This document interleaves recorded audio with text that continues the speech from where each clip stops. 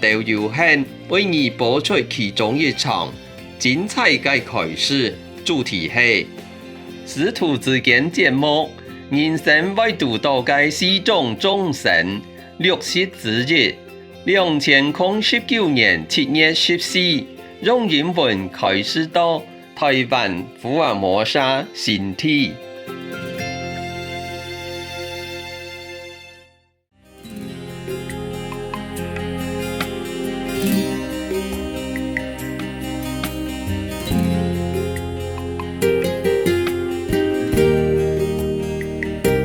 你好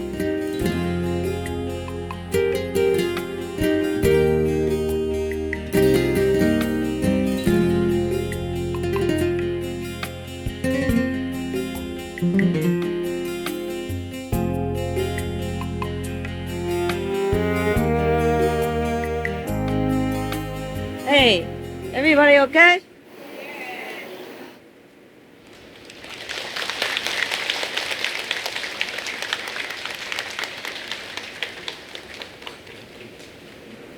Hương 好舒服啊！啊，好自在哈！我这个当一般和尚很困难，还好啦。It's good. I gave her some cakes that the kitchen gave to me because I don't eat a lot of cake. I don't really like sweet. Also, it make me fat. I said, I eat too much already. And she said, she eat more, even more. I said, no problem. She don't have to be model. Yeah? I do many jobs. Modeling is one of my jobs. I can't eat a lot. For her, no problem. If she get fat, just buy new clothes. Huh? Yeah, for me, okay. Also, maybe if I get fat, I can design new clothes. But I don't have too much time to keep measuring, you know. So it's better stay a little slim. More convenient. Ah, brother from Hong Kong. Is your sister here? No? Take turn this time? It's your turn? Okay. Last time I forgot one story. This story is supposed to follow the story called The Afflictions by Supani in the temple, yes. But I probably, overflapped the page, so I read it for you today. This story has a better title, a more positive title. Oh, the Hufa has a translation, yeah? Okay, 1 ear translation, 1 ear for order. Yep. Otherwise, just standing there, understand nothing, feel very boring. So you can do 3 jobs now. So join my club, okay? Listening, taking order, and watching. Huh? Wow. You only have 3 jobs. Don't complain. I have many jobs. I cannot list it all. Yeah? Dogs, caretaker, house cleaner, helper for the dogs, model, designer for jewelry, wearing jewelry. Oh, I don't have time to wear jewelry, but designer for clothes, modeling for clothes. What else? A lecturer, yeah. Initiation master, a meditator, yogis. Yeah, sounds better. What else do I have to do? Sometime as psychological counselor. Yeah. What else? Wow. Yes, the list goes on, yeah? Okay.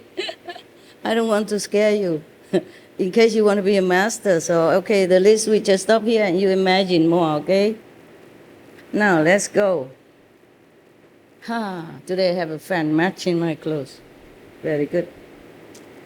Live in Astikram. Remember that was the village where they call by this name, Astikram, meaning the village of bones. Remember last time there was the demons who lived there and eating people up, whoever went there. So they call it Astikram.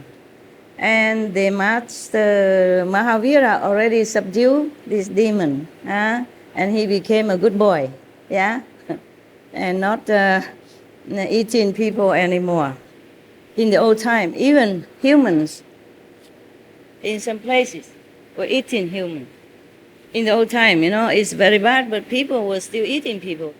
Yeah, and now we, the civilized society, looked upon it as barbarous. Yeah, we don't do this anymore. Even in remote area of the world, we don't have that anymore. Well, not that we know of, because we are more civilized now. We look upon such a practice as barbarous. In soon future, we will look upon eating animal flesh also as barbarous, and pray God that it will be very, very soon. Yeah. Terrible. Yeah, our world is getting better, yes. And many animals' laws are being proposed or being implemented and maybe being practiced. Yeah, a little bit somewhere. But that's already a very good step. I say they should practice it. Some governments, some nations already advocate and put it into laws, to protect animals.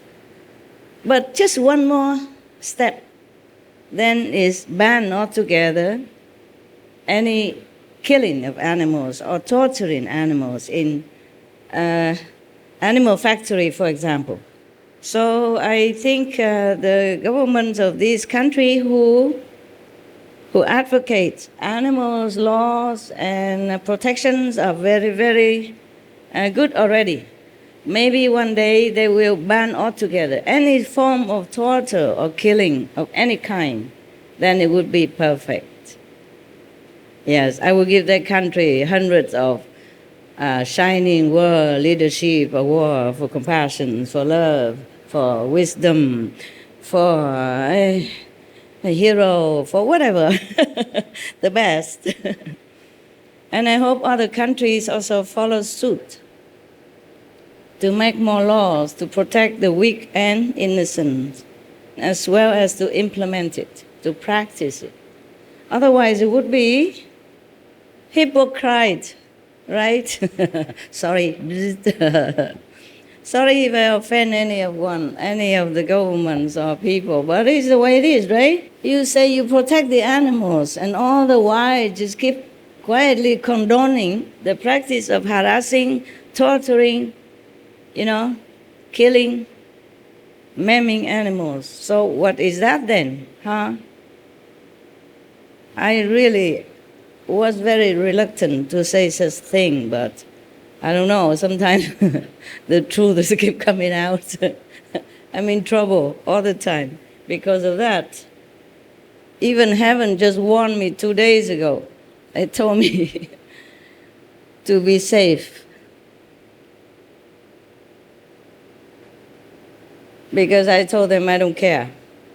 And they say, yeah, you don't care, but you have to be safe for the world, because you still have work to do. Yeah, that makes sense, but still, I cannot help it sometimes to speak the truth. Because, that's what it's all about, no? Democracy, freedom of speech, truth, practicing, stuff like that. Okay, forget it then, for now. I guess the people who bring this regulation into law, they really wanted the nation to practice it. It just, a government body is a complex system, yeah? So maybe some pro, some against. I have been tolerating everything since many decades, yeah? And because of tolerance, I have almost died many times. I've been sick, gravely ill many times, and have been blackened my name many times, and also obstructed to give you a better teaching, a smoother, more inspired, and deeper teaching, yeah, because of tolerance. So I think from now on, I have been, since we have this ashram, I have been practicing less tolerance for the sake of everyone else who are sincere, who truly take their time and have courage to come, to leave behind everything, either to work for the world or to come here to better themselves. And in our group, we have 60, I don't know, I don't have my diary here, I wrote it down. Okay, 60+% are good, truly, sincerely want to go home and to practice goodness and to hear the truth and try to implement the truth in their lives. 60-some percent. I'm very, very lucky and very grateful indeed, okay? And the other 30+% are not so, okay? Either they just join for fun, or just have nothing else to do, or just shop around, or just come in to make trouble, or just to like to be with the crowd. Also, maybe just to profit from like good energy, but not doing anything to contribute to it. On the contrary, damaging it somehow, okay? So for the sake of the majority, I was, since a few months, and from now on, also, I will screen out as much as I can to protect the majority of people who are really worthy, yeah, of heaven's grace and blessing, and my time. I consider my time very, very precious. Every minute when I remember my age, I feel my time is running so fast and so precious that I can't afford to waste it just to entertain anybody, busybody or boring body or bored body or obstructive body, understand? In order to protect you and my time and my practice and my work, my inside work, okay? For these people, I do not reject them outright. Just they should practice at home or in some smaller centers where they don't affect too much the outcome of your practice. And my sincere dedication to offer you what I know. So anyway, they have got initiation. They're free to do what they want to do with it, but they're not free to come in the big assembly and making trouble, yeah, and ruin our atmosphere and damage your practice result. You agree with that? Yes. Okay.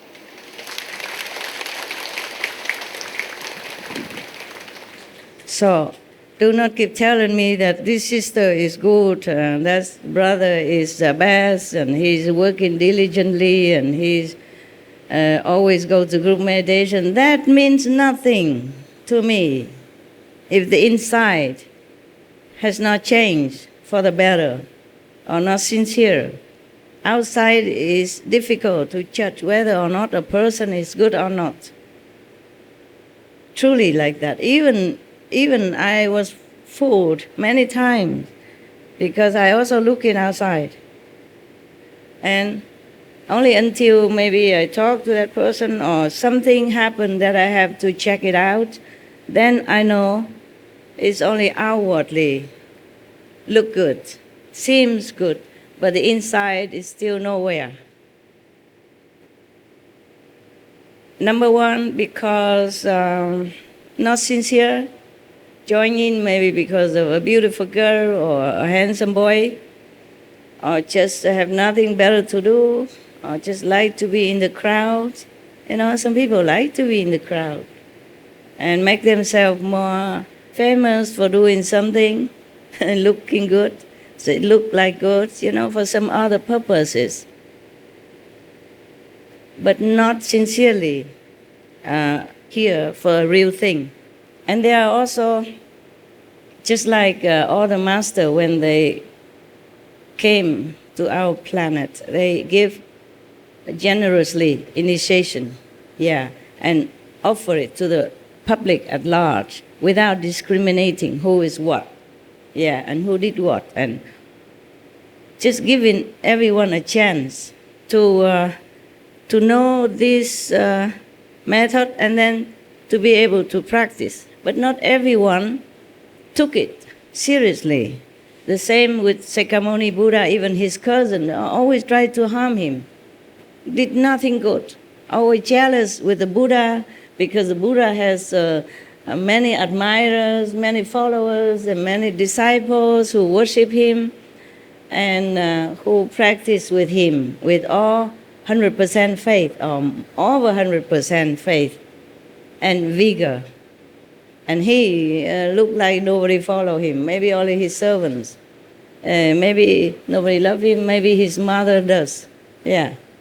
If he has a girlfriend, perhaps. We never heard that he has any family or romantic relationship. Maybe that's why he's cranky. Nobody loved him. The best place to put him is somewhere, so he will not harm anybody. Yeah. Least of all harming the Buddha, the saintly master who has nothing in his heart except to uplift the faithful, the worthy, and the good people, and help other beings as well. Because life after life, we will have enemies. The master also, no exception. Yes. So you see, like Devadatta, he followed the Buddha life after life like a shadow. He never ever leave the master alone. Never. Even after he became Buddha already, officially, the whole world knows, and he still continued making trouble. Similarly, I also have enemies. There are two kinds of people in our group. Okay. I'm not talking about you. Of course, you also have enemies and friends, and you know that, yeah? In the Feng Shui school, they teach you to recognize enemies, like anyone next to you always make you angry, for sometimes for reason or for no reason. They call them evil person, and they advise you to avoid them if you can. But if they are your family members, then good luck. There were three kinds of people who will be around you. Four kinds. The first one, luckily, if you have friends, okay? Friends doesn't mean the social cycle that you are in only. It could be your family members. Oh my God, should I read the story or keep going on with my calendar? Calendar? Okay, story won't run away, right? My calendar might, because if somebody make trouble, then I might stop my inspiration somewhere and then the story will get short or nothing. Yeah, it happened many times. Well, not many times, several times. Either that or the continuous story, bumpy. Yeah. Four type of people, four type of beings, yeah? It could be also people. It could be also invisible beings. It could be also animals, pets, yeah? Okay, so now I classify it all in four types of beings, okay? Because we are all beings. Human beings, animal beings, ghost beings, whatever beings, okay? Now, four types. What is four types? The first type is very lucky for us if we have. They call friends. It could be your family members, your son, your husband, your wife, your sister, your brother, your cousin, okay? Devadatta is not classified as friend, even though he is a family, so-called clan member of the Buddha, Okay? So friend is good for you. You will notice that they are very helpful to you, very coordinate with you. You're with them smooth sailing. Of course, they are not perfect, yeah? Don't look at only their mistakes or their faults. You have to look at the big picture, okay? Because you might be very easily mistaken with their personality. You have to watch more closely what they do for you, how you feel when you're with them, how they tell you the truth for your own good, but not arguing over petty things. How every time you're in trouble and they are around, the trouble seems to be solved or lessened, okay? And of course, enemy is the opposite. But it's very difficult to discern the enemies. But there are some tricks I can tell you afterward. We talk about friends first, yeah? And friends sometimes also very protective of you. If someone else harm you, or slander you, or talking bad about you, or doing bad things to you, they're always on your side. Okay, enemy, of course, is the opposite. Yes, not only they don't sympathize your trouble, they even talk to you like you are the guilty one. Make you feel even worse, like it's all your fault. Even if it's your fault, there's always take two to tango. That's what people say. Friends, they are always there when you're in trouble. Yes. And their energy will always lend you some help, even though you don't know it. And they also don't know about it. But you just feel comforted when you're around them. Yeah? And you too seem to get on well in many subjects. Not all subjects, not all things. Of course, nothing is perfect in this world. Even in architecture, when they build a house, they deliberately make something wrong in some corner of your house. Not dangerously wrong, it's just something not perfect, so that the house will be safe and stay long. Yeah, I guess to make it less perfect, yeah? So that the house will stay longer safe and make people happy inside. That's what they believe. But of course, the house alone, the feng shui alone, is not 100% safety proof or happy proof for you. You must have also the worth to live in there, huh? And to live a perfect and a good human life according to your merit, huh? And your goodness in your heart. Some people, even if they live in a bad house, but they are so pure, so good, so everything, even bad, become good. Actually, in our group, we should also experience that.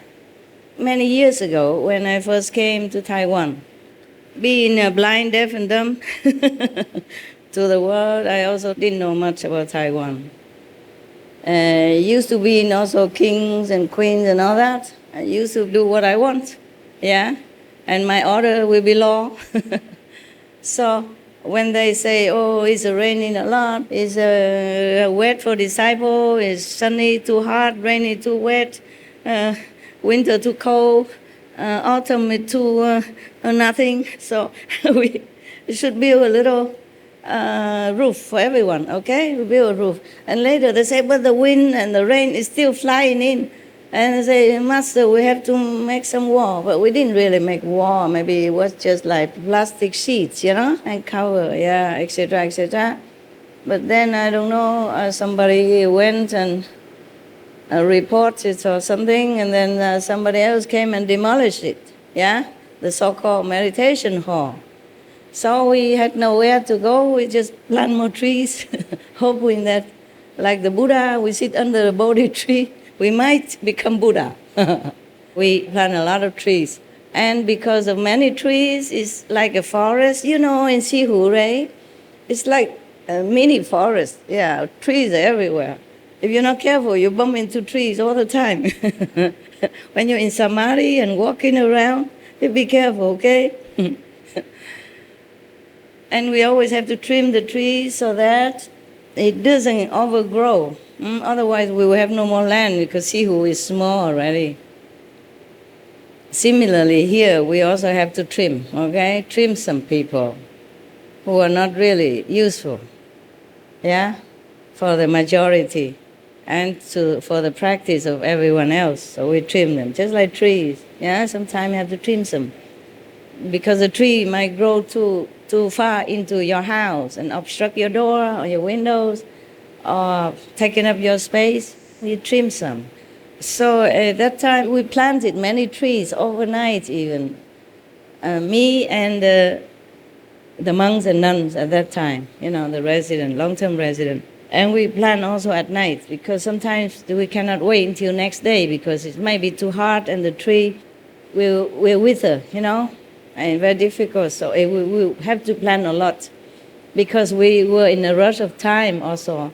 If we don't plan it well on Thursday, Friday, Saturday, then Sunday people cannot come because of the heap of dirt everywhere and trees are laying down everywhere or topside everywhere. Is also dangerous for the children, and the holes everywhere on the ground is not safe. So we hurry. So we plan sometimes all night through.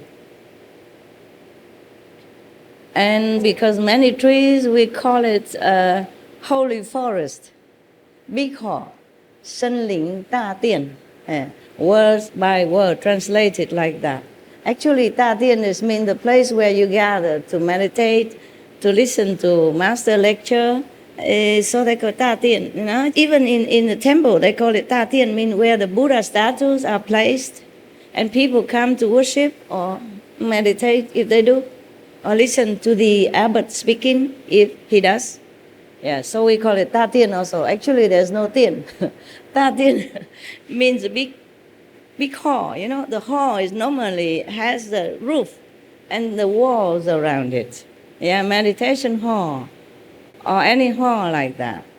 Just we had no hall at all. They still nostalgic from the old time when they still had the little meditation hall before. It made simple stuff like sheet of metal. At that time, I didn't have a lot of money because I did not do any designing or modeling yet. I didn't think about that. Yeah. And then we just use, very inexpensive material just to cover for the sun and the rain. But later it's demolished. We plant trees instead. Yeah. We were just a group of practitioners, didn't know much about building regulation and stuff like that. We thought, it's necessary to build, so we built. And I thought the Taiwanese people know what to do. And the Taiwanese people think Master knows everything. Master knows what to do, so okay, we build. Later, we know better, we have to apply first for permission. Nevertheless, we already plant trees. Very difficult to dig them out. They're growing everywhere already. So we call them holy forest, meditation hall. And just now, they dig out one of the ancient prediction, and one of the seer, he mentioned about our holy forest. And I said, wow, that's pretty cool. So that means anything happens has a good reason. And I had to wait 30-some years to see it. We all did. We all had to wait for 30-some years to see the reason why somebody came and demolished our so-called meditation hall before. And then we have a forest, holy forest meditation hall, which fit perfectly in the big plan of the universe. Yeah, we shouldn't have built that hall in any case. But I remember now, I don't know if they still have these tapes that I was talking to the residents at that time, because they were so upset that somebody was going to demolish their house. They're not really attached. They thought it's a place, the holy place where people came and meditate, for the disciples. And why do people even come and do that? And they were thinking they're coming out and lay it on the street, to stop the bulldozer to come to demolish the hall. So I was laughing. I talk to them laughingly, saying, "Oh, somebody really want to use a human skin to protect the metal skin," because the metal sheet. In Chinese, I say you are using 人皮啦，人皮为了保护铁皮呀。I remember saying that, but the more I don't remember, I just comfort them, and then make them laugh so much that we all laugh, and then so we didn't care anymore whether or not it's going to demolish or not. Yeah. So it was like that. These tapes probably are never published because it's just for the residents, and we just talk about this incident only. Nothing much. Well, maybe it could be some lessons in it, yeah, but we didn't think. I didn't let them publish. I didn't think it's something to publish. Maybe one day they will dig it out. Yeah, because these SMTV people, Supreme Master Television and staff, they are so good. They dig out everything. They dig out many of the photos that I never thought I had. They dig out some of the talk that I never thought I even have spoken. And they digged out so many ancient predictions that I never heard of, even many other lifetimes. Yeah, they keep digging. Wow, my God. And I also, the first time seeing this, I told you the only predictions I know a little bit, not the whole thing, because it's very famous in France. I was in France, and I was studying French. So I knew some because people tell me. But I wasn't, anything wiser because I wasn't practicing anything. Yeah, so I didn't know anything anyway. So they read it and I hear it and then they go from here to the other ear. I said, that's the only person I knew about prediction in my whole life. And then now they're digging out so many. Oh, from Europe to America, and then now South America, and then to Vietnam and Korea and whatnot. I don't know. I'm also like you, very excited, waiting to see what else I can dig out from the treasure of the world. Huh? So now when I see this prediction, I thought, wow, so it fit perfectly. Maybe that's what it's meant to be. Lucky I didn't let the resident come out and laying on the street to do the protest. Because the bulldozer, maybe he doesn't know anything about ahimsa, no? Yeah, it could cause some problem, no? Humans might know, but the bulldozer is just a machine. You know nothing about the 5 precepts, yeah? And you don't provoke that big, strong, powerful, mindless guy. Besides, whatever happened, that's my philosophy. Whatever happens, happens. You just accept it. And maybe something good come out of it at the end. Maybe you have to wait forever. But who cares? Who cares? That's the way it has to be, then it has to be. So we learn a lot also from Lord Mahavira here, that he accepted everything. Because maybe his soul knew that this is good for humanity, for all beings. Or his soul also remember, maybe in the past lives, when he was sojourning on this planet, maybe he also did something not appropriate.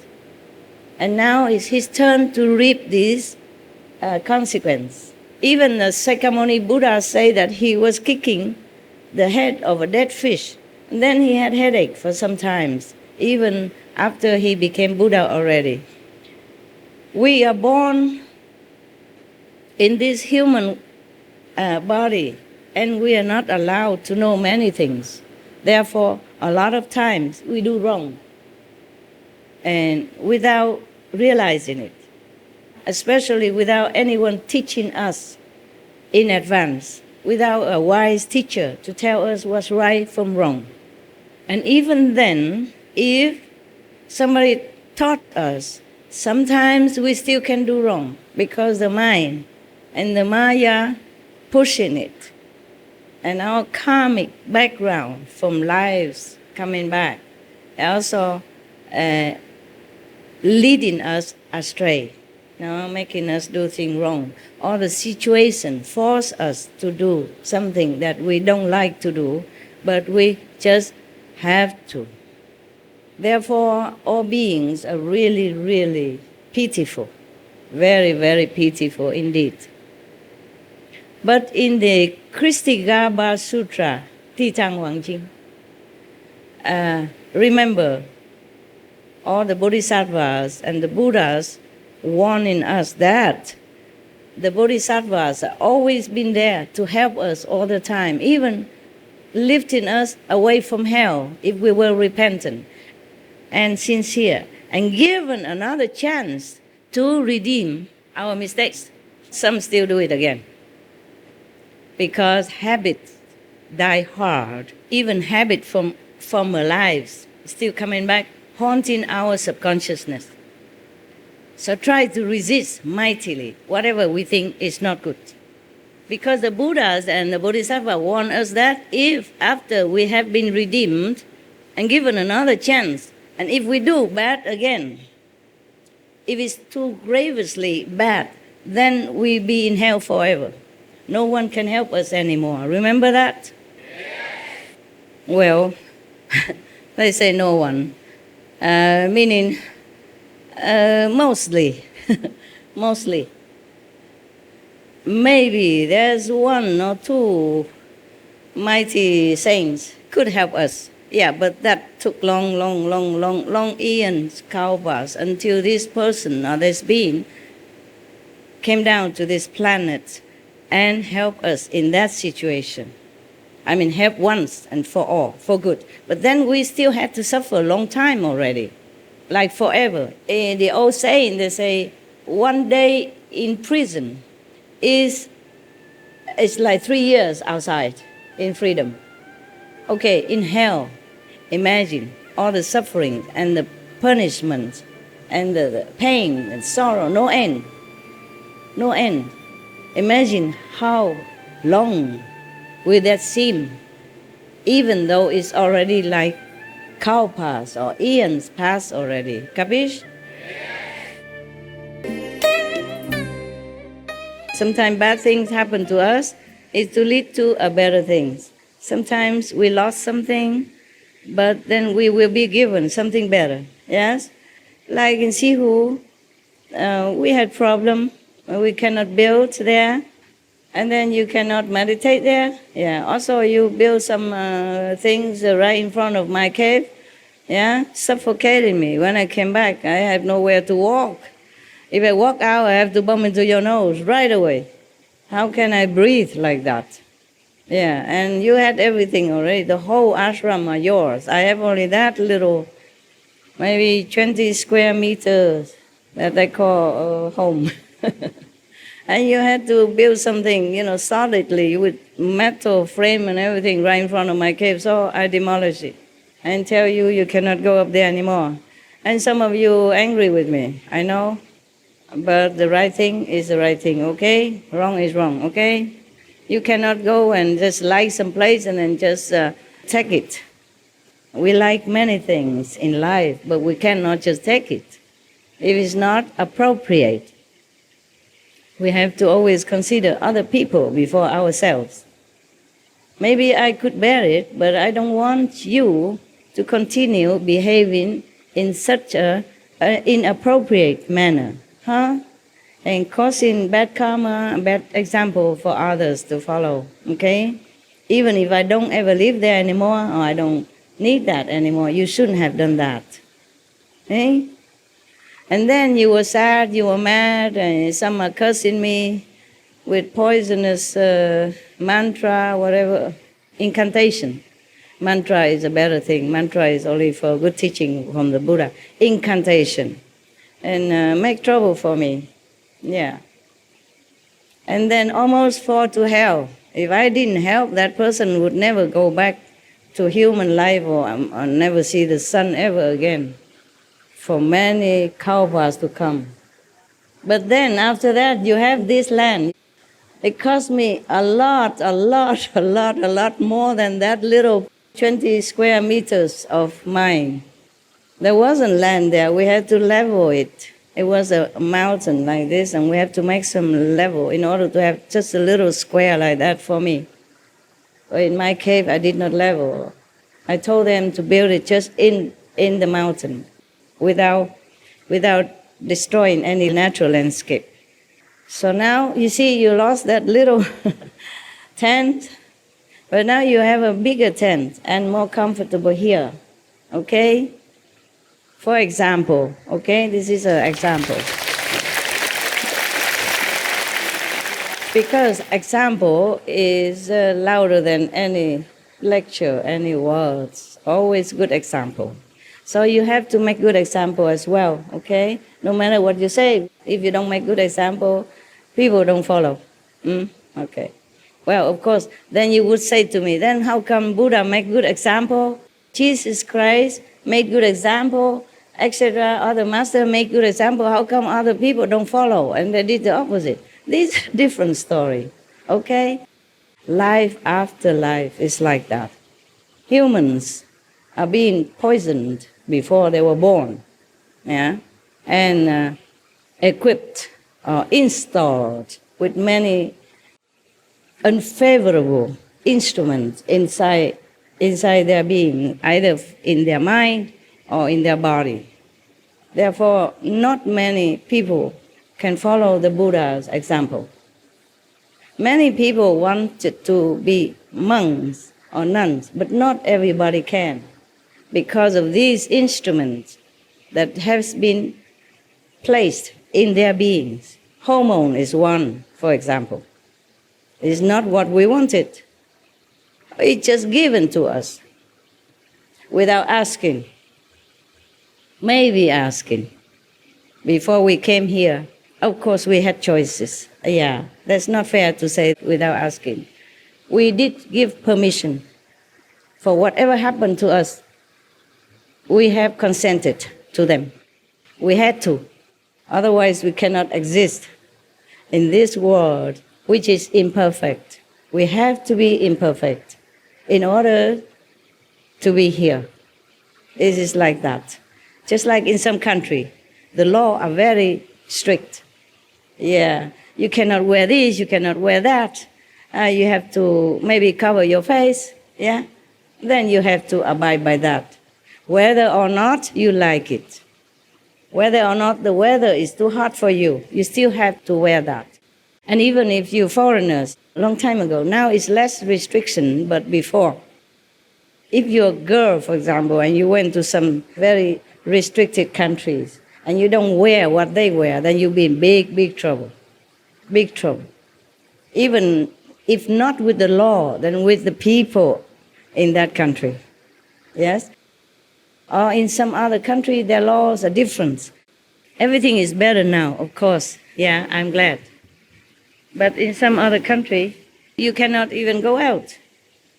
Even Taiwan, long time ago, before I came here, Taiwanese people cannot go out if you're single, if you're young and single.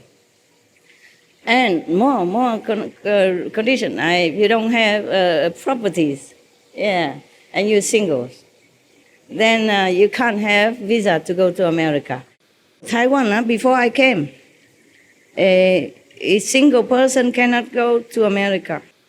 Very restricted law, unless you maybe have a really good job, that they're sure you're coming back to Taiwan and not going to America and marry there and stay there or do something there. I don't know why.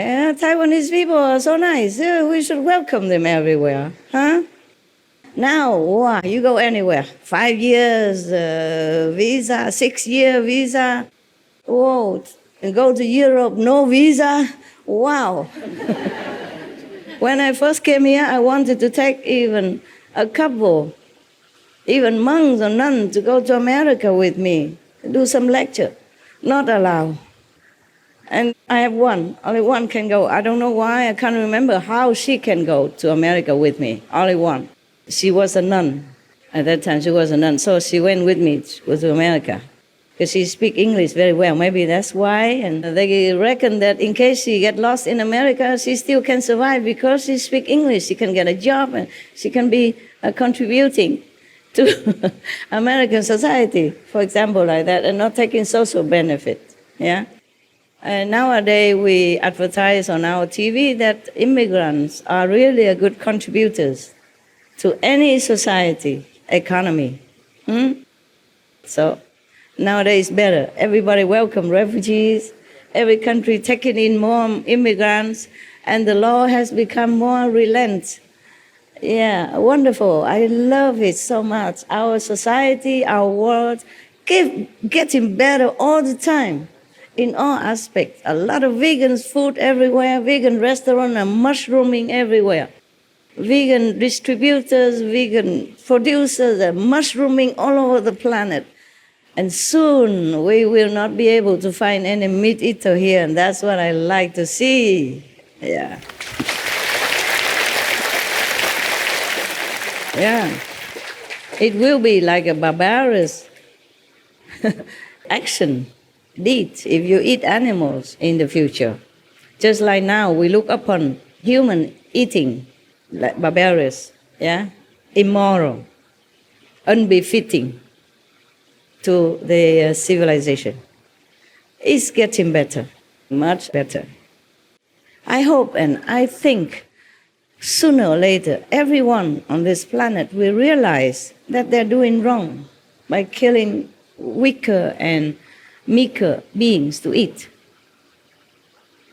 Animals, they're defenseless. They're harmless. So this is immoral to begin with. Not to talk about spiritual practice or merit or heaven's rewarding or anything. It's immoral to harm someone who is weaker than you, who is defenseless, who is innocent, and who is harming you in no way. Any civilization should be based on this. Then our world will be a paradise.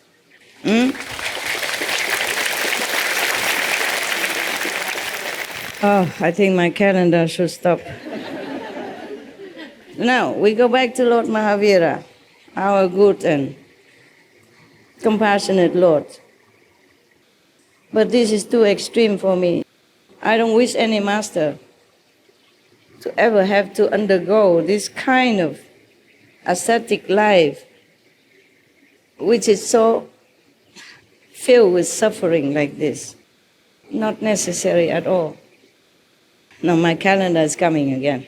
Well, why not, huh? Who cares? You want calendar? Thank you.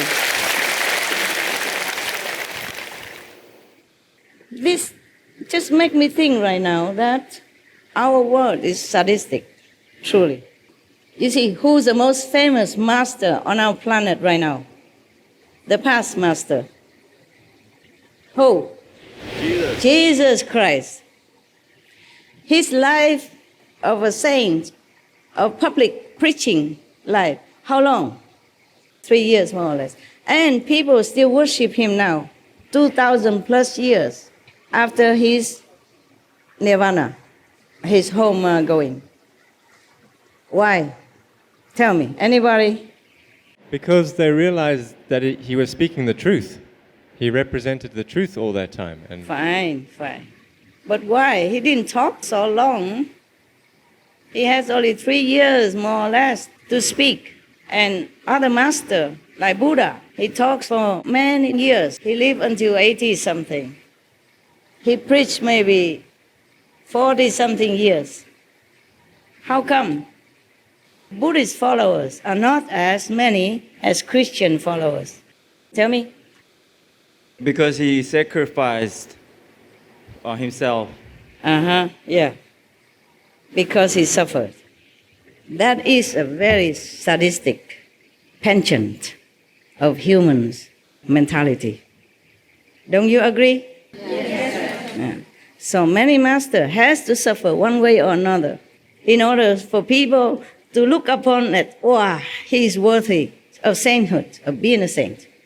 You name it, all the masters suffer. Wow, you cannot imagine how they suffer. I don't want to talk about it because it would choke me. The more you read about the stories of the masters who had to suffer so much,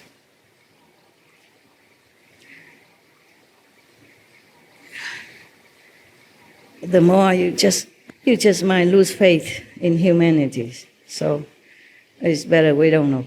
It's better you don't know. I read too many. I still cry whenever I remember how Jesus had to suffer.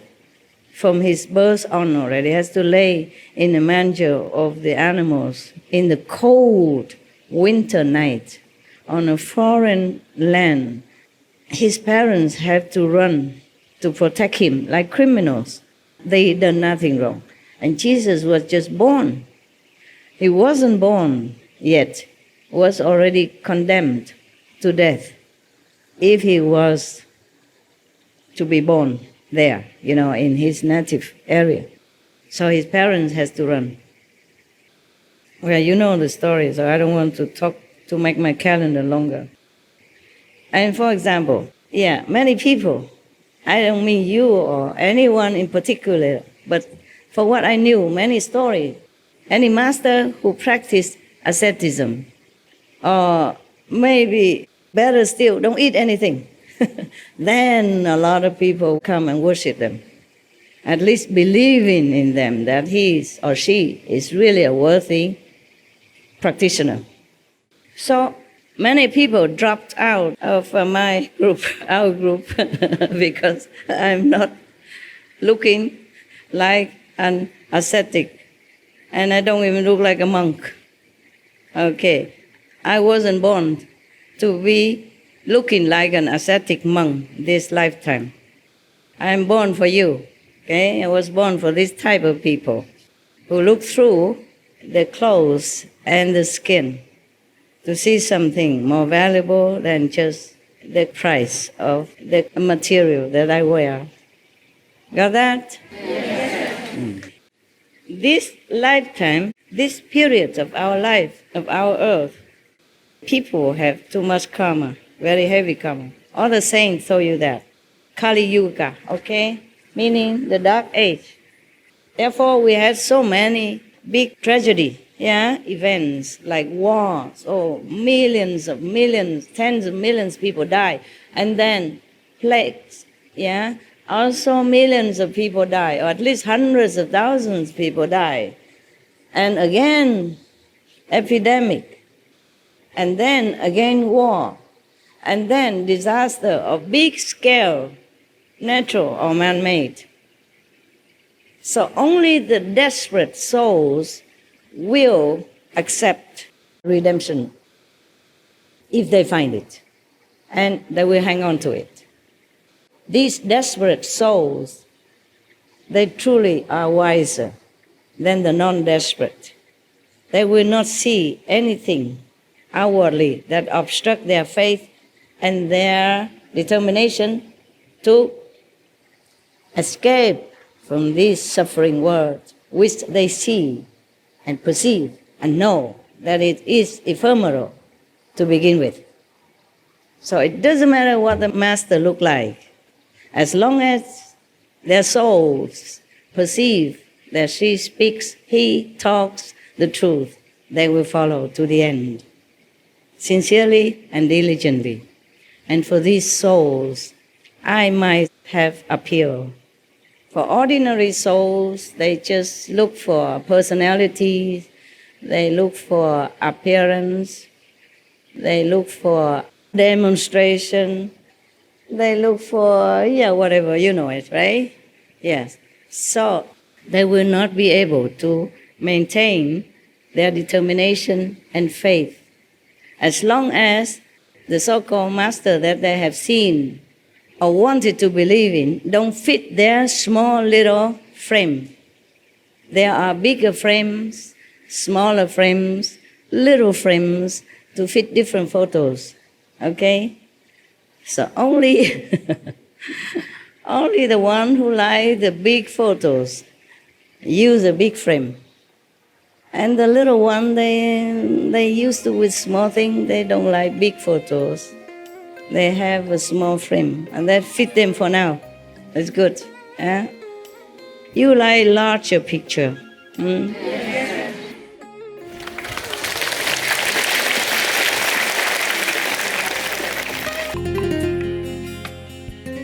So you see, our world is like that. They don't believe in happiness They don't believe in good luck, redemption. They believe in hell and evils and bad luck and all this kind of stuff. So when the master come with all positive energy, say, wow, you will be saved. Don't worry, I take all your karma and your other 5, 6, and 9 generation, I will also take care. Don't worry. And they look at the master like, what? Are you joking? You must be kidding, right? Yes. But if other people say, oh, you sinner, you better be repentant, be more ascetic, avoid more pleasure, then you might be able to be liberated. Then they believe that. They go home and kneeling on end or maybe prostrating in the snow, in the dirt, in the rough, stony road for 100 miles on end and to redeem themselves. Even though the whole life they did nothing wrong, just reciting Buddha's names, for example. Then they believe that will be the redeeming kind of path. But the master is too easy. Come to me only, yeah. And I will help you. Like Jesus said, come to me, those weary and laden, I will quicken you. I will lift you up. How many people follow him? Not too many. And they even killed him in such a cruel, gruesome way, inhumane way. He did nothing wrong. He never said anything wrong, even against the governments or anybody. So you can see, this world is not fit for us to live in. We don't like all this kind of sadistic kind of mentality and the trend of society which believe only in suffering and sorrow and pain. Yeah? So any poor master who wear tattered clothes or eat once a day or better eat once a week or maybe not eat at all, then okay, maybe I will follow you or maybe not even. It's not like, okay, the whole world follows that, then it's not too bad. Not too bad. There were many saints who ate nothing in our history. In Taiwan, there's also one. She was a nun. Her name was Fu Wei Ni Sư. And she lived also in Miaoli, near our old ashram. And she ate nothing for a long, long time. She drank only a little water. Yeah. And she doesn't even preach. She used hand to teach you, like tell you to recite the name of the Buddha. Her teaching is very simple. But it's good enough. If you follow her, she will have the blessing for your Buddha's name. Not just like anybody tell you who recite the Amitabha Buddha name, but it's her who told you. Because she is powerful. She is pure. She's devoted to the Buddhas and the Buddha's teaching. And she lived up to it. She's powerful. She's liberated soul. She's a saint in a human form. So if she told you, even with her hand only, to recite Amitabha Buddha, then that Amitabha Buddha's name will have no end blessing. Then if you recite it, you will really be blessed and be liberated. That's the difference, okay? But how many people in Taiwan follow her? Every Sunday, maybe one busful or two buses will come there and just bow to her and see her hands and then eat some of her food and then went home. She already has nothing anymore, so people cannot suspect that she will benefit something if you follow her. Nothing. I mean, ascetic to the maximum already. She wear old clothes, tattered clothes, always patching here and there. She don't have any new clothes ever since she became a nun, I guess. Because her clothes always being patched again and again and again. And she doesn't have that many. I saw that. I went to see her also. So you see what I'm saying? There's no end to demand of humans a requirement. You have to do this in order for me to follow you. You have to do that in order for me to follow you. But maybe I don't even follow you because I don't want to. Because I like to still Eat meat, I still like to drink alcohol, I still like to do this and that. The thing that you did not allow, or you encourage me to quit. I don't want to. That is a problem. You see, humans, they ruin themselves, they spoil themselves, they do what they want even though they know that is bad. Some don't know, that's okay, excusable. Nobody teach them, okay, we understand. But some know for sure, still don't do it. So heaven is limitless, immense, but almost empty. Hell is so tight, small, but a lot squeezing in there. And Bodhisattva, saints, Buddhas are all over in the 10 directions, life after life.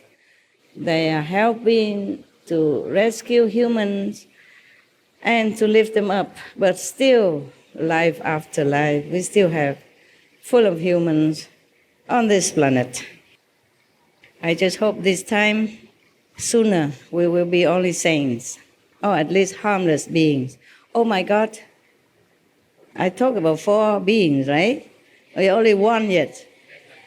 Only first one, right? Yes. Yeah, you better stay until next week. Because, yeah.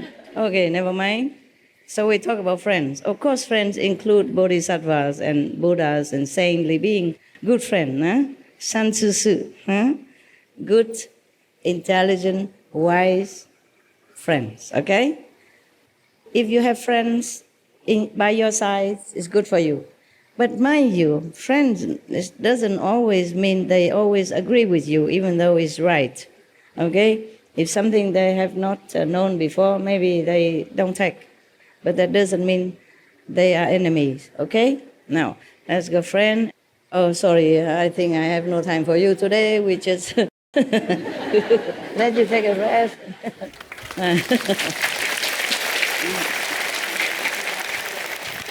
Now, the second type, maybe friend has more than just that, no? Friends, sometimes they are not around you.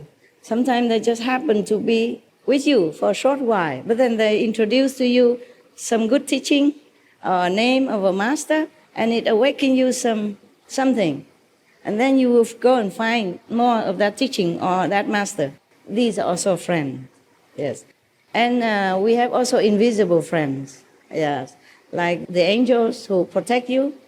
If you're good, more angels protect you. If you're not even an angel around, they cannot do anything, or they just disappear. They're not allowed to help you when you're not worthy.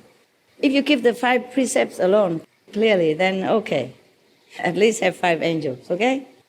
And you have also not just angels, but protectors. If you're more worthy, you have protectors, yes. When you retreat, you have more protectors, yes. When I am in retreat, I have more protectors. But now they use only OU protectors, not the ordinary one. Ordinary one also hang around. But the OU, Yosku goddesses, they came. Every time, just 2 days. Every group, 2 days only. It depends on my retreat. If it's less troublesome, then they give me maybe 26, okay? Normally 26 is around, but 28 or 30 or plus. It depends on how rough the subject of my retreat at that time. Then I have more or less of protectors. The protectors, they know everything. They can tell me many things. Just sometimes I don't have enough time to listen. Too busy outside things. Yeah. And sometimes I know too late. Yeah. But it doesn't matter. I'm okay. Yeah. Should be okay. Now there are another group of people. They are neutral. Okay. They no harm to you, no good to you. Yeah. Sometimes they could help you a little bit of small things, but they don't harm you in any case. Okay. So sometimes you work with them, you feel that less effective. But these people, at least they don't harm you, eh? So we don't have much to talk about these people. They can hang around you or not hang around you, but it's just maybe decoration or just harmless, just to have company or something, but nothing much going on. But nothing bad, okay? Yeah. Of course, if they are around and sometimes you need something, they can also lend a hand, yeah? And slowly, life after life, they do that. They become your friend in the end, sometime in your journey, if you are still here. If you're liberated, then of course not. And these people who help you, we will also help to be uplifted to some degree. Huh? So not much to talk about these neutral people. We call them neutral. And now we talk about enemies. Enemy has two types. Outside your circle, enemy, and inside your circle, enemy. We call secret enemy. Because these enemies you can't suspect. The enemy outside, of course, they do things very obviously against you or bad for you, yeah, or you don't get on well with them, you have often trouble understanding each other or working with each other. They could kaput some of your project, yeah, or your enthusiasm, your ideas and all that. Yeah, that's very obvious, and they not friendly to you. This is easier to deal with. You can escape if you know, if you can, yes. Or if when the time comes, they leave you. Secret enemy is more difficult. They are with you all the time. Either family members or workers together in your company, or your workmates, or your friends, so-called friends. They seem to be with you in a lot of things, harmless things, small things, which doesn't destroy you, which doesn't ruin you. But when it comes to some big thing, boom, then they turn against you very quick, and you have no time to even counteract. They may join your group or your company or your volunteer group even, and just looking like they're very, very, very diligent and very supportive. But no, they do things to harm you. They split the togetherness in your group by some words, some action, and leading people go against you. But no one noticed, slowly, or big, yeah, or quickly. It depends on situation. And they also ruin your reputation, your name, your company, your business, your ideal, your faith. They make you even don't want to practice anymore. These are worst enemies. They could be your girlfriend, your wife, your husband, your boyfriend. Capish? Maybe they follow you in the same faith, look like. But in some way, visibly or invisibly, they slowly wear you out of your faith as well, by their own example, their own action, or their own argument. They make you lose your way. These are the worst enemies. They make you lose your faith. These are the worst enemies. Mostly they are secret enemies because they're with you. You trust them. That is the problem. If they're outsider or they just come and go, then okay, you hear that and you forget tomorrow. But if they're with you every day or often, then their influence are not to be overlooked. You must use your wisdom, your intelligence to discriminate between friends and enemies. Otherwise, your life will be in trouble. We have only one life here now that we know. Next life, we don't know. We don't know if we are still human, if we see a master or not, if we can practice or not, or if we have more family members obstructing us, more bad enemies obstructing us, or we will become animals, or some gods, or some fairy in heaven enjoying too much and don't want to practice anything. Some heaven, it's just too low and just give you enjoyment. You have no motivation, no push to go higher. In every group, there are prone to be one enemy like that. Mostly, in most groups, there will be one. And you have to really be vigilant. In our group also, we have. So I have to keep trimming it, okay? For your sake as well. I will not abandon them if they don't do anything bad for others outside in the society. If they still are vegetarian, meditation off and on, okay, fine. But they should not be near you because they will give bad influence, okay? By their action, by their talk, by their invisible influence, by energy, yeah? Therefore, I'm trimming. Okay, huh? Please don't criticize me. Okay? It's getting smoother now. I often talk now without any bad interruption recently, and I'm very grateful for that. And I'm also glad for you. Okay?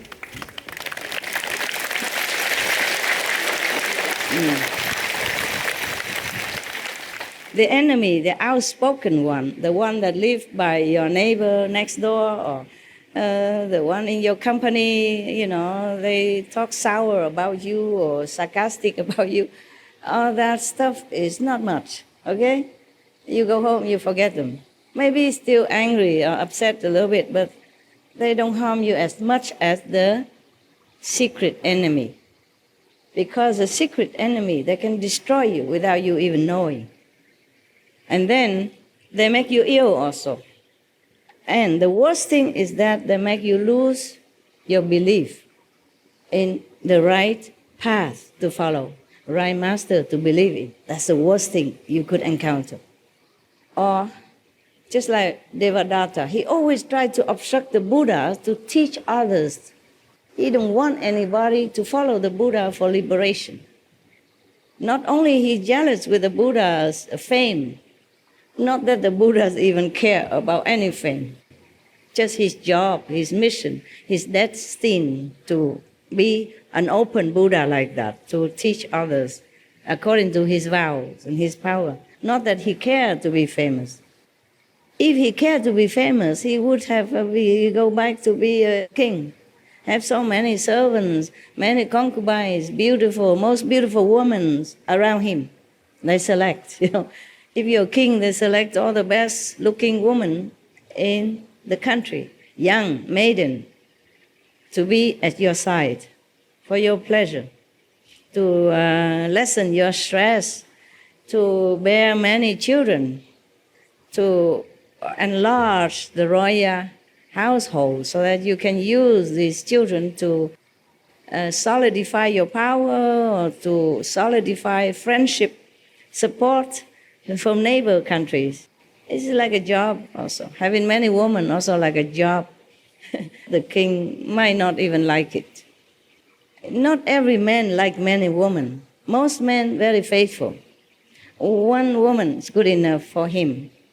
Yeah, and then they build up their relationship together, and they have not just like desire for each other, but they have obligation for each other, they have respect for each other, they have things in common and go together on the life journey as a best friend.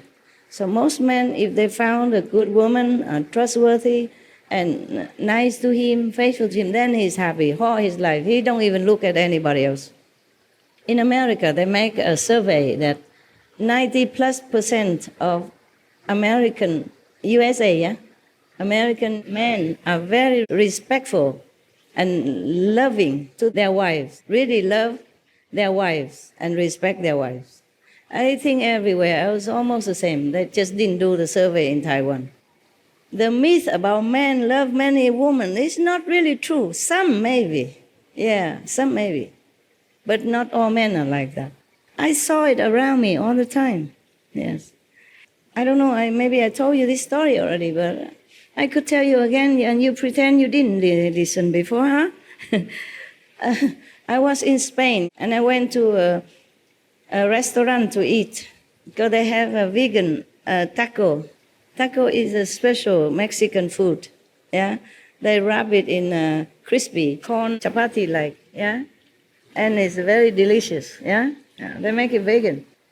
I love Mexican food. Whenever I'm in Mexico, I really have to go out and find some real Mexican food, vegan, to eat. And sometimes I made it at home, and now I don't have time to even eat, not to talk about make it myself. I prefer to cook. Yeah, I like to cook. It's like an artistic expression also, you know? You put a lot of color things, you arrange and stuff, and then you put enough spice and condiment, and it suits your palate. And after you're done, you enjoy it. It's like a gift from heaven and earth. Yeah, from your talent and your love, and the love of all the food that offer it to you. You feel grateful. And it's also your own creation, so you feel very satisfied, even you don't eat a lot of that. And sometimes you go out, eat a lot, but you don't feel like satisfied. That's the problem, okay? Because it's not love that put in there. I keep telling the kitchen to put love, like in Shihu, to put love in the food so it would taste good. I like Taiwan, but I really love Europe. Everything clean and tidy everywhere, every country. Even a ruin. For example, if you go to Spain, don't let me forget the restaurant, okay? I might go on forever. Spain is big, very big. So if I go around Spain, that's enough for another month. Yeah. If you go to Spain, you will notice people there are very tidy. Everywhere is so tidy. Even if a ruin means a house has been built a long time ago and nobody lives there anymore and the roof is gone, the wall is half broken, still you don't see any mess there. Even if I look at the ruin in Spain, I love it so much. It feels so clean and somehow very endearing. Yeah. Or Italy also. But Spain gave a deep impression to me. Really, every ruin is like a piece of a special art for me. Yeah. Sometimes I take picture, go home, have a look, and I'm imagining how it was before. And I thought if I have a time and chance and talent, I would maybe buy that piece of ruin and the land around it and rebuild it again to make it beautiful. And my cave in Spain, it was just a cave, a lot of rock and rough, and it's not accessible. But afterward, I hired people to come in, move all the unnecessary rocks and trim all the trees, because it's a cave only. Nothing. After we remove everything, I still put some artistic piece of assembling some rocks, around it, and then I build some column, something half high or 2/3 high, or make it beautiful. And half of the wall, I should have taken photo, but I never thought I would go out again. I didn't have anything there. I don't have camera, nothing. I had a canvas and some painting stuff. I thought I was going to paint it, and then I never had a chance. I had to leave. The cave is still there. Maybe one day, if I go there, I will go there and take photo. It's far away from any human's quarter. It takes maybe 40 minutes driving on a mountain road to reach the first house that you can see. I loved that place. No water, no electricity, but I can have a little stream somewhere, or we can buy water, bring it in. You don't need much there. Water, you also need less. My dog don't care if I smell. And if you don't do much, you meditate a lot, you don't really smell. And you need only a wet towel to make yourself clean every day. And I don't need electricity. I buy a lot of these sun lamp, solar lamp, and just stick in the ground everywhere, big one, small one, depends on. And then I use it as the flashlight, as a light for the night when I have to go out somewhere. That's one of the best time in my life. Just like in India, when I had nothing. I love having nothing. You just feel so free. If you don't believe me, try it. I don't mean absolutely nothing. You have some simple food, that you can take with you. I eat just canned food. I bring only canned food in my cave. But I have a couple of assistants because the dogs, and sometimes they bring me good food, sometimes not. And you don't need a lot. You bring a lot of canned food there and something that can last long. You can bring oil to cook because I have an oven, a heater, and they use oil. And then on top of it, it's very hot. You could cook things with it. So in winter is the best. You can warm yourself and then you can cook at the same time.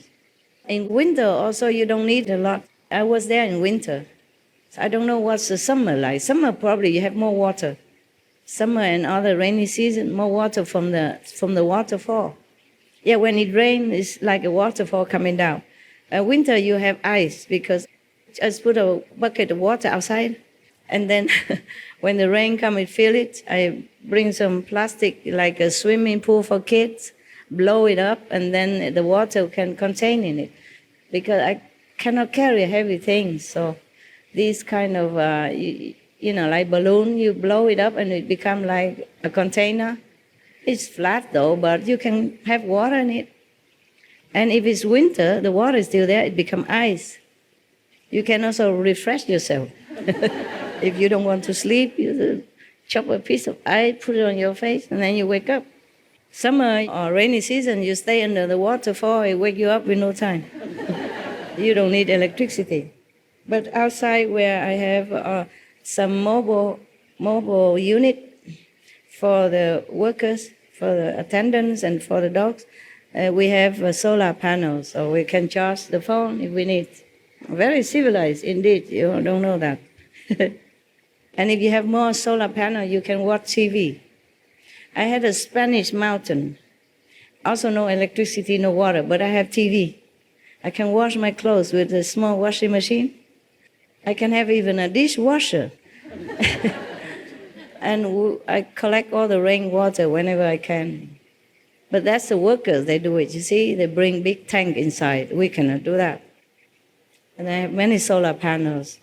In winter, I can even have a heater. I live in a small hut, 1 meter 70 long and 1 meter 50 wide. I couldn't find any better, that's why.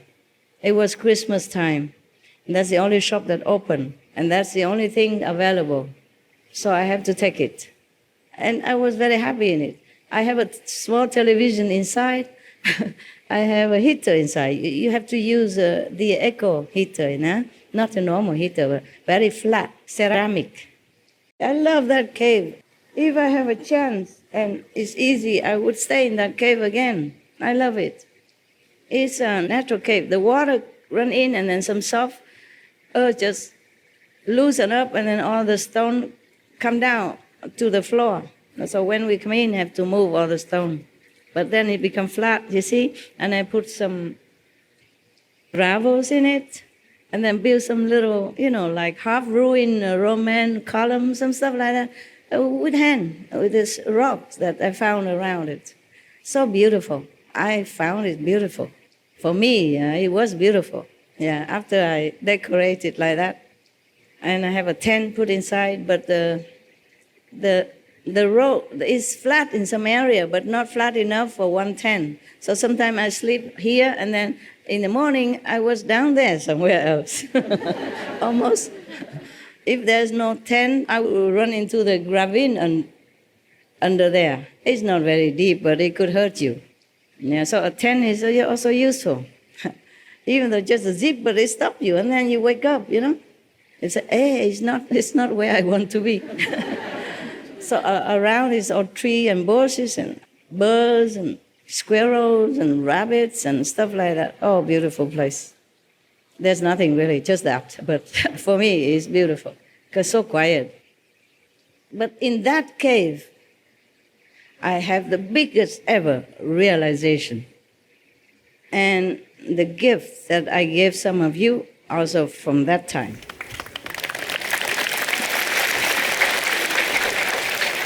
All right then. Oh, let's go to a restaurant.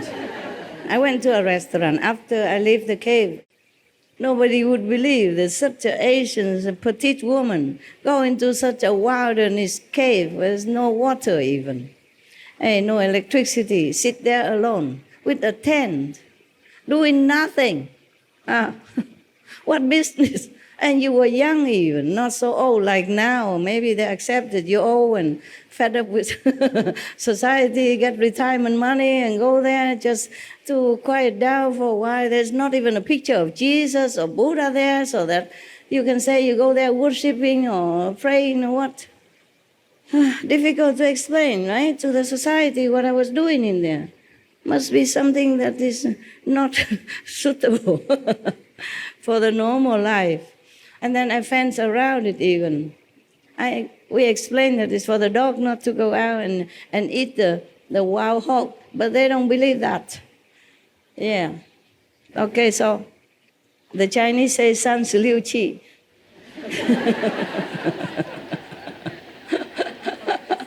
最好就是跑了，不是走了，跑了，跑快了啊。of all of the 36 strategy of Chinese, the best is to run in that case. So I did. I listened to the Chinese wisdom. Yeah? Master doesn't always know everything. You always have to learn because you live in this world. Okay? You have to learn to deal with this world in this world way. Yeah? You cannot use heaven words to deal here. It doesn't apply. Huh? Okay. When you go to a different country, you don't expect to have a hot dog or cold dogs or whatever, everywhere, like in America. You eat what the native have for you. And you respect the law. Whatever law you know in that country, you abide by that law. In heaven, you don't need to want anything, or even whatever you want is already there for you. And even if you want anything extra, just for creativity's sake, you just thought about it, it's right there. But here, you're not allowed to use this. I'm not allowed to use so many things. I'm so frustrated sometimes, so frustrated. Because the thing is, the king of this world, now worry, if you come down with all your splendor and magical power, then every one of this planet will just follow you, go back to heaven, and he has no subjects to rule. What's the use of a king without any subject, right? So you have to sign contract. You can't walk in the air, you can't walk on the water, you can't fly, you can't go through walls, you can't open door without any keys from afar, you can't do this, you can't do that. You can't heal the sick openly. So many things you cannot. The master can manage everything, but here cannot. These people have sadistic tendency. They want the master to suffer or to be in poor condition or pain or sorrow in any kind, or short of all comfort that they want to have, they themselves want to have. But they don't want master to have anything like that. You understand? No wife, no kids, no family, no friend, no possession, no clothes, no food even. Eat food has to be very poor food. Yeah. Walk bare feet, no shoes. Yeah. No clothes would be best. Yeah, that kind of master that people want. The master has all heaven and earth, and they expect the master has to be poor, suffer, pain, sorrow, all kind. Meanwhile, they themselves ask the master blessing so that they are rich, healthy, happy, famous, marry well to a good family, pass exams or has good job, blah, blah, blah. But the master not allow any of that. That's why I told you this world is miserable and sadistic. Okay? You see or not? Am I right? Yes. So what did I say about restaurant? Now, I went there because of Mexican food. Oh, sorry, no, that's not the one. I went to the Thai restaurant next to the Mexican food. I don't always go, but sometimes at home, food is no good. Yeah, I haven't got time to buy any vegetable yet, so if I pass by a restaurant, I eat first before I collapse in the supermarket. And then there was a Thai restaurant, I forgot, yeah. And then I sit on one table, and a couple sit next to me, yeah. And they were talking, yeah.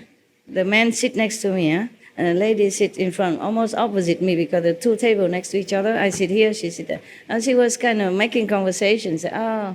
Where you come from? This is a very famous sentence. I wish I never have to hear it. Story of my life. Because if you tell them where you come from, then they start to ask another. How long have you been there? Were you born there? You married there? Etc., etc. Did you study there? Your parents are still there? Hey, do you have sister and brother still there? Hey, no end. Understand me? I don't know what is in me that they keep asking me no end. What's that got to do with them, whether I'm married or not, or I'm married in Vietnam, or I'm married in America, or wherever, yeah? And then what car I have, how did I get here? Do I have long-term visa, short-term visa? Do I have a house here? How big is the house? How many rooms? You have a swimming pool or not? You understand? And how big is the garden? What kind of trees? Do you plant fruit trees and flowers? Okay, the couple. Yeah, she asked me again, this kind of big question, where are you from? Okay, then I have to apply to tell her. And then how long you been here? Then I'm applied again to tell her. And she asked me then about Spain, because I lived there at that time. I said, I live here. Okay, so she asked me about the weather, the people, how comfortable it is, because she came from maybe Scotland or England, I forgot, okay? And she wanted to buy an apartment or a house here and live here. I said, then why don't you? It's good weather all year round, and you see where we live here is next to the sea and healthy, and you have many restaurants and a lot of foreigners. You will not feel like a stranger in a foreign land here. Everybody speaks English here. I told her that. I told her what I knew. I said, we have Italian, Spanish, Mexican, Thai, Chinese, all the restaurant, okay? Yeah. Pakistan restaurant, even all kind of restaurant here. Indian, Thai, all kind of restaurant. And you'll be spoiled with choice, and you will enjoy it here. I enjoyed it there too, of course. I have to tell you the truth. Not that like good thing, I don't care. I'm not that ascetic, okay? I'm not Lord Mahavira at that time. I'm sorry for him, but yeah. And then so we were talking, and then she said she wanted to buy a house here, but her husband doesn't want to. He likes where he is. And she just feels very frustrating. So I said, oh, he's very loyal, that's why, She said, what? He's so stubborn and wants to stay in that rainy and old town when you say he's loyal. I said, yeah, he likes what he has, and he doesn't ask for more, and he's happy with what he has, and he's loyal to his place. And then she was kind of agreeing with me. She said, oh, I didn't think it that way. I said, yeah, you should, because that's why he's loyal to you. You married how long already, She said, yeah, 30-something years. I said, you see what I mean? And he's still interested in you. He keeps talking to you. He doesn't look left or right, nothing. He doesn't even look as a pretty girl like I am next to him. Yeah, such a beautiful young chick. He didn't even care. So I pointed out to her, so she's less, upset about him. He said, wow, I never thought about it this way. I thought he's very stubborn and very close-minded, but now you tell me he's loyal.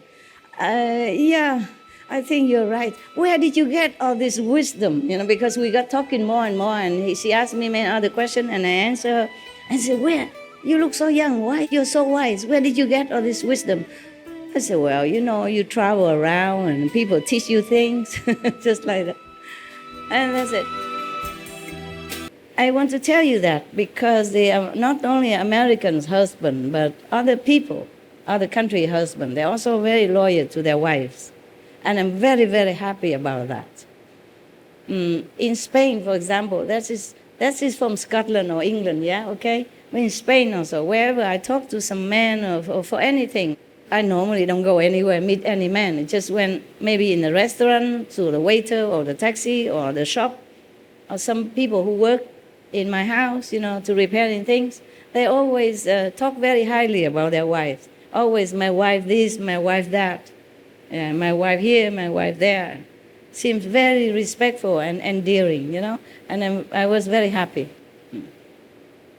So if any of you women complain about your husband, I think you should also introspect your style, your lifestyle. Whether or not you cook too casually and you do not put enough love in there, or not enough care to please your husband's palate, whether or not you listen to his complaint or his requirement, some small thing, or you are too bossy, yeah? You take care of all the small things, yeah? Like who should be the next president, and you give him big things like where do we go shopping next next morning. And whether or not you take care about his feeling, okay? Just by the way, okay, huh? Whether or not you still respect and love him, okay? Or trying at least. Whatever it is, I think you got the upper hand at home because you put all the men at home, take care of children and household, and you are here. All of you, the woman. And these are the brave and rare escapists that could be in front of my face, every Sunday.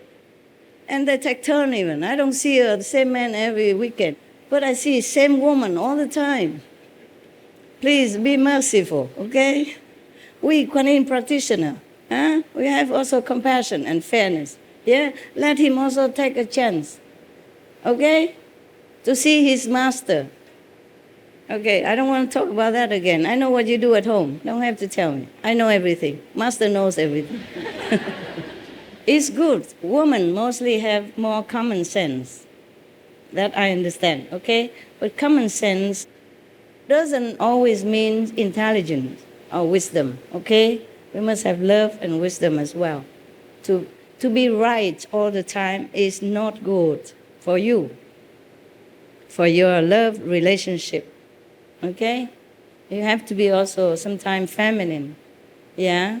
Sometimes very cooperating, okay? And let your husband also be right sometimes, okay? In some small matter, okay? Let him feel like a man, huh? And don't use all that excuse to say, you don't know anything anyway, you stay home, I go listen to master, huh? Don't use all his shortcomings to make advantage for you, to do anything you want or go anywhere you want, and neglecting his feeling and his privilege and his right, okay? Especially spiritual. Got that? Yes. You say yes, but behind me you do know, I don't know. Let other people practice, also meritorious for you. That man really, he just focused to talk to his wife. Even his wife talked to me, and then because of concerning both, so he turned around, a second and said, yeah, like that. And then he turned back to her again. You imagine such a beautiful chick like me, huh? Young and beautiful, and he didn't care. And his wife already older, just as like you, or maybe like me now, but that was 10 years ago. I was still pretty. Just joking with you. What I mean is, in the restaurant also many other people, but he just focused on his wife, talking to her about what.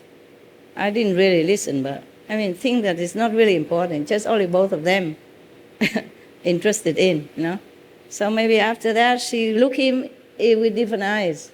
She will has more respect and love for him, which is good for both of them, If you love your husband and respect your husband, also good for you, because he is happy. And he's happy, he will make you happy too. You see? And happy atmosphere, yeah?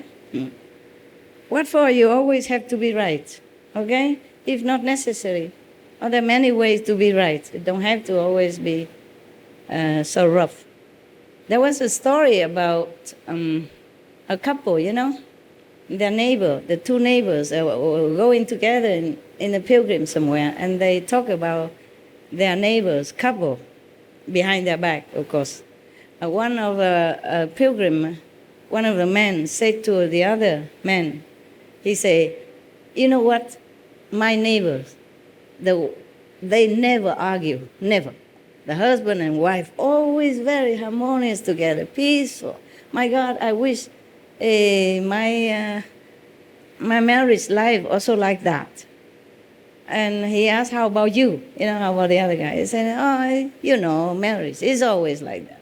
I don't believe what you told me about the neighbors couple who never argue. I don't believe that. I don't believe you. I said, okay, after this, we come back to my village. I invite you to my house. And then you stay there a while longer. And then we go visit the neighbors. And then you will believe me that such couple in perfect unison and harmony exist. Okay, fine. After the pilgrim, they came back, and then, of course, they go visit the neighbor house. And then the neighbor asked the husband about their marriage, the neighbor's husband. the good couple, husband, about their marriage, how they managed to stay all these years without even one harsh word or one disagreement. It's a very easy. We are just like that. Yeah. So the friend, the visitors say, what do you mean like that? Can you tell us an example? He said, well, not really. I don't really have example because we just live on every day and we don't even think about nothing. And we just live like that. So he said, okay. The neighbors who introduced are not happy because the visitor did not believe him. So he said, you stay here longer with me, and then we will find out, okay? Maybe this couple, they're just too natural, too shy, or they don't even think that they are in harmony because they are always like that. So you stay longer. And after a while, they see the husband going out to do something. They have a little hen, cuckoo, the chicken, yeah? But who doesn't coo in the morning? So they think maybe they need a new pot in the house. They could do an extra pot. So they talk to each other. The wife said they should go and sell this hen and then buy a pot. The husband, okay, immediately, no argument. So he took the hen, go outside. But then on the road, somebody else wanted to sell him something in exchange for the hen. So the husband buy that. Maybe buy a little dog or something. I'll bring it home. And the wife also say, this is very good. Good idea. You bought a dog. Now we have a little company. I don't really need that extra pot anyway. I don't know why I talk about that. Okay, good.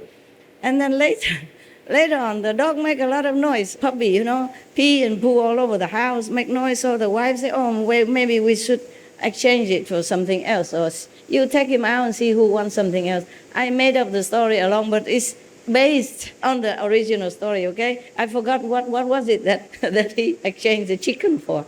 So the husband took the dog. Of course, these two, the neighbors and the visitor follow them and just spy, quietly, to spy to see what he's doing. And then follow him back home to see what the wife's reaction.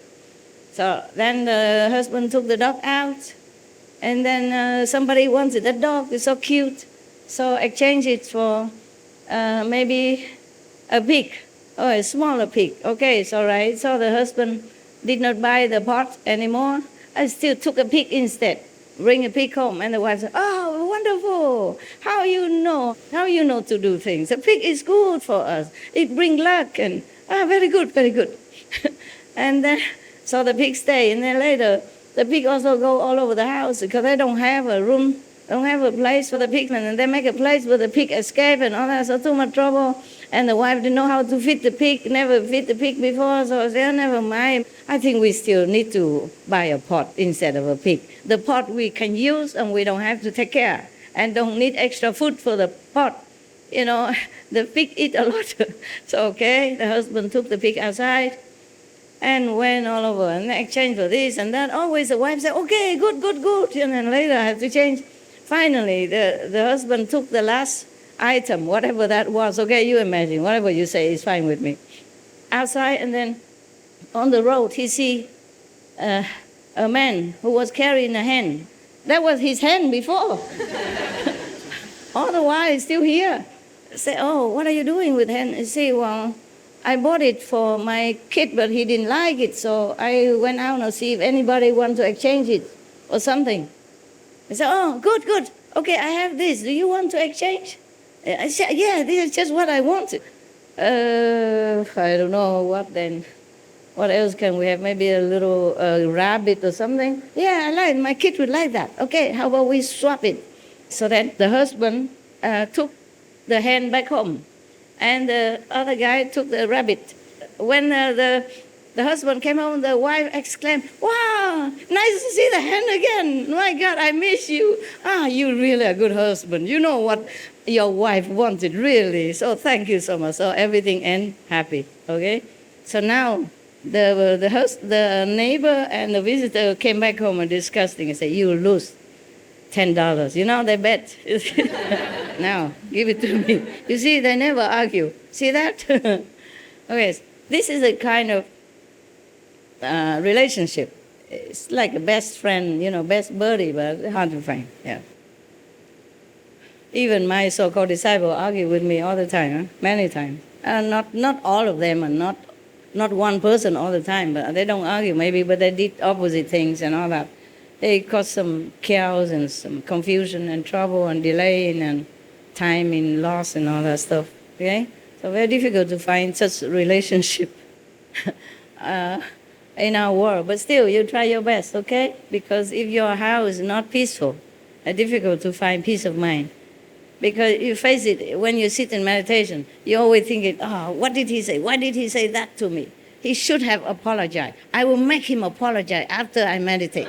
After I finish this section, God, 1.5 more hours, I will let him know who's right. For example, yeah? They're always in your mind. You will go nowhere.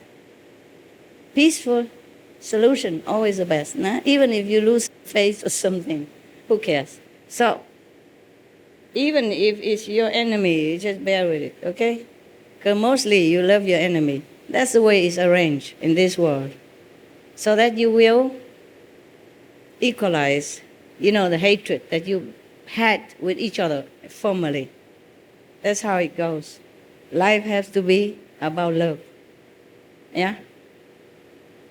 So if your husband, wife, kids happen to be your enemy and you know it for sure, well, just too bad. Let's try to live on with it until maybe next life, if you come back. I don't wish you to come back, but maybe you have to. If you don't long enough to go home, then this is where you stay, no? All right then. Time to go. Okay, 同志。我要走了，去吃饭了。我请别人跟请大家一样嘛，好不好？欢喜心就好了。好 ，Thank you. I said if I invite someone else, you just be happy as if it's you, okay? Then you also have the same feeling without food. 女孩子太聪明了啊！唉，先生讲不惯你们是吗？讲不惯。谢谢，你才漂亮。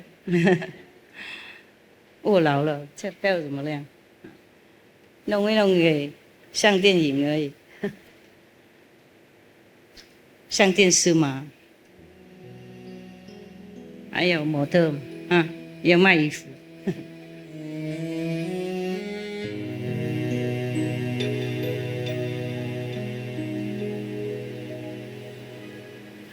专送衣服，好打坐，是吗？在家都可以转，就是打坐的时候专松懈一点，比较舒服啊，血液循环比较好，而且就好看啊。万一屁股太胖的话，不是萝卜腿。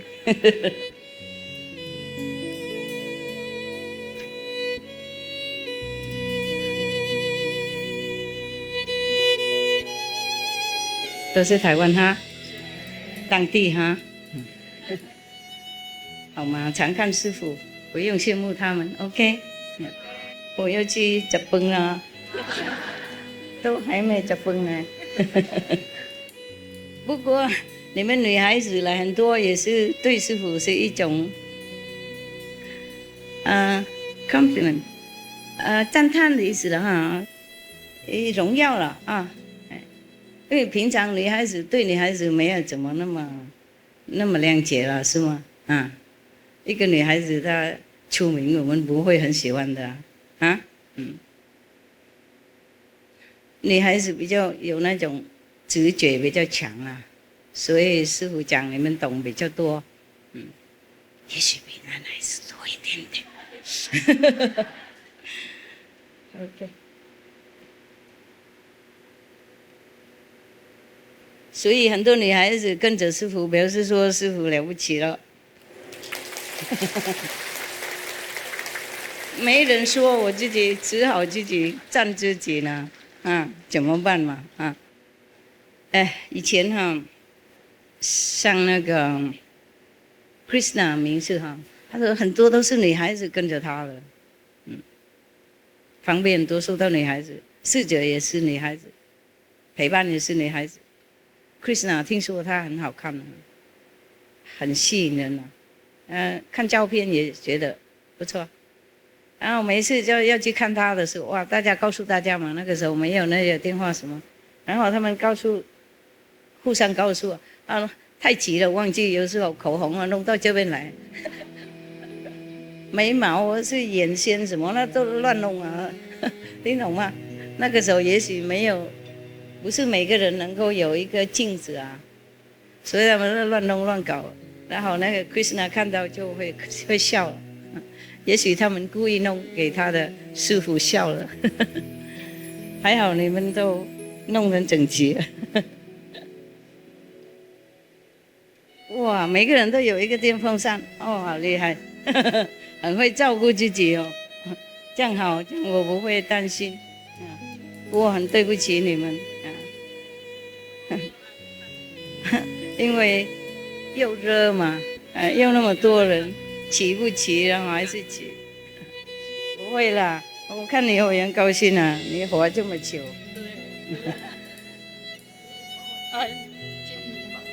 我也很爱你，也要保重。哇，怎么皮肤还这么漂亮，一点皱纹都没有。我会借给你一些。你还在哈？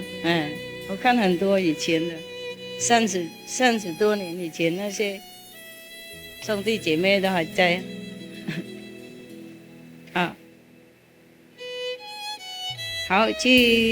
祝你们好吃bon appetit。